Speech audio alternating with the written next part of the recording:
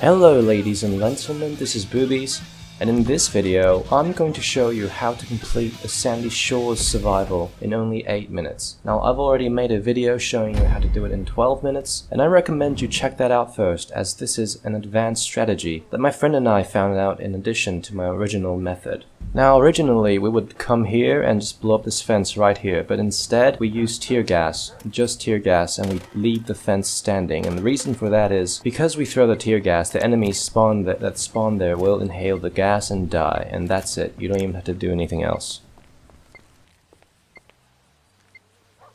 Now, as you can see, they die off very quickly because it's the first wave and they're just very weak. And for the second wave, it's fairly the same. We just put tear gas. Do pay attention to where I throw the tear gas. I throw one in these two places because there are two specific spawn points, and just run back to the shelter. And this is the main gist of the strategy. However, it is not as easy as it seems. I've had to experiment many times with my friend on where to throw the tear gas exactly, because chances are, if you don't throw the tear gas in the exact right place, the enemies will scatter. They will not die. You will just have to pick them off one by one, and taking you more time. Now again, in the second wave, they're still very weak. In the third wave, sorry, and you again just throw tear gas in these locations. Pay attention to where I throw them, as it is very important. If you do not throw them in the correct exact place, the enemies will not die.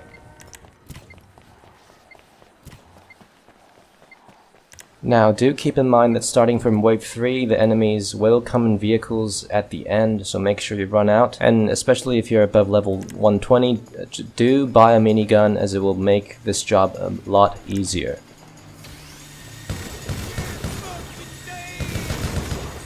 Now, I've heard people say that doing CEO missions such as the Headhunter makes easy 20k in about less than 5 minutes. However, the reason for survival is so good because there's little risk and you can do it solo, especially with no cooldowns. And I know that if you can do this Headhunter mission in under 5 minutes, it's most likely that you have bought a buzzard, which some people don't have, and maybe you just have a very good team. However, with the survival, you don't need a good team. You can do it alone, or even with a friend. It's possible. You get more RP, same cash. Now, as you can see from the video, in wave 4, as the waves spawn faster and more rapidly, I kind of screwed up a little bit here. However, it doesn't matter.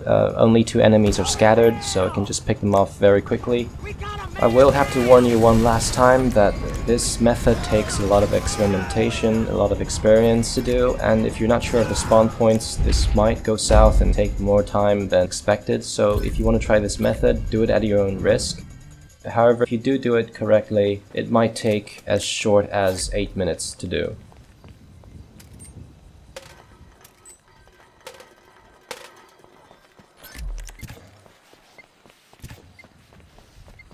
Now, I will fast forward the clip until wave 8, because until wave 8 I've found that 2 tear gas isn't enough to kill them. Sometimes some enemies do survive and come after you, so watch where I place the 3rd tear gas. Now, I have used this method a couple of times, and I've found that this gets repetitive pretty quickly, in contrast to the first method where it takes 12 minutes to do. Relatively longer, however, is more fun to do, as you do shoot enemies and there is ammo and cash to pick up, whereas in this method it's mainly just getting the waves as quickly as possible.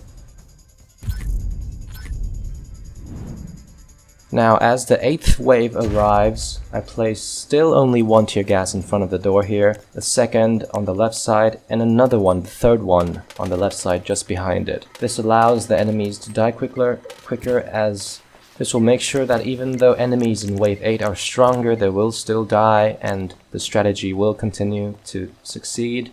Again, I will remind you that you do not absolutely have to use this method all the time. It's a quicker way, however, only if you do it right, correctly, and chances are you might miss a few of the enemies, and it might end up taking you more time as expected.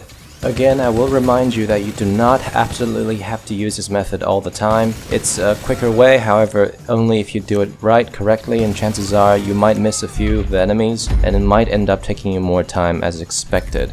So there you have it, guys. This is the advanced way to do Sandy Shore Survival. Can be possibly done in only 8 minutes. If you did learn something from this video, please drop a like, subscribe to my channel to learn more about fast ways to make money. Thank you for watching. This is Boobies, and I'll see you next time.